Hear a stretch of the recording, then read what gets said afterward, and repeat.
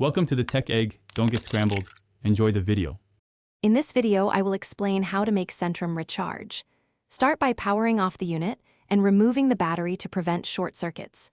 Next, inspect terminals for corrosion and gently clean with isopropyl alcohol and a soft brush. Prepare the new battery and align connectors carefully, then apply a slow, steady charge using the manufacturer-recommended charger. Finally, monitor temperature and charge rate until full, and reseal the case securely before restarting the device. Begin with a calm, methodical approach to prep work so nothing gets damaged. Lay out tools and parts in order and keep screws separated by step. Remove external covers slowly, noting any hidden clips or screws. Clean contacts and check for damaged wires, then gently lift out the battery assembly. Confirm connector orientation before reconnecting to avoid reversed polarity or pin misalignment during the recharge process.